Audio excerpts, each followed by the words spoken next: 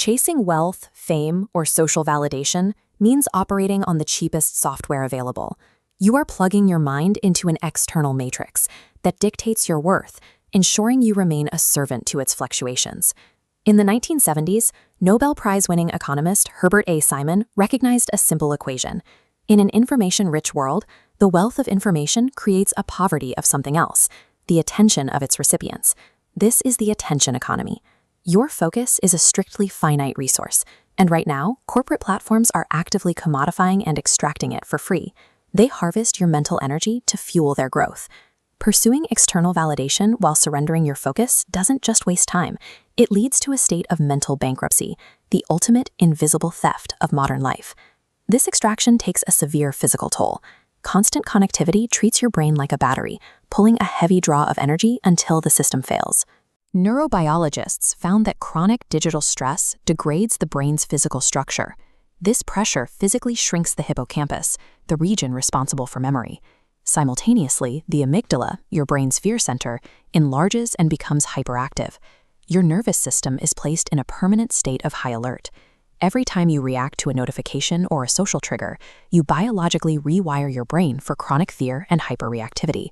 A mind trapped in this state is easier to control. For thousands of years, survival depended on paying immediate attention to sudden changes in our environment.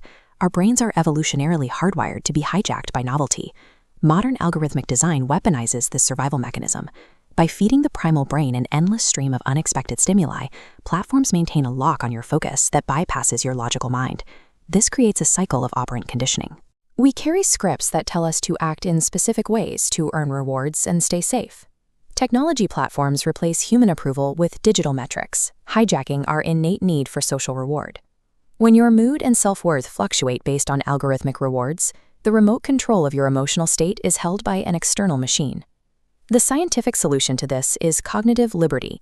This is the fundamental human right to mental self-determination, the freedom to control your own mental processes.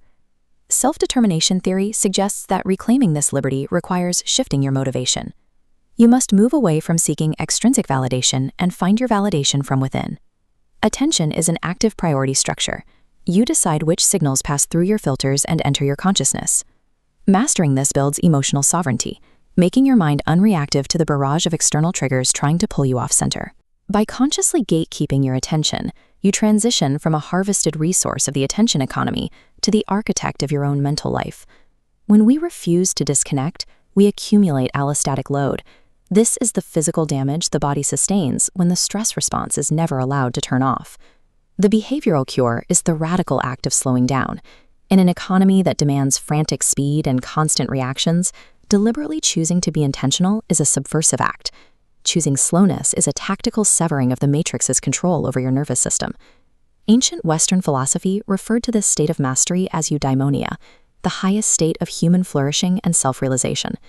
This mirrors the Eastern concept found in Advaita Vedanta, mukti, or absolute freedom. Mukti means living inside the modern digital landscape while remaining completely unreactive to its noise. You exist within the world without being governed by illusions. When the external world can no longer trigger or distract you, its control over your life ends. Reclaim your internal sovereignty, protect your attention, and comment "sovereign" below.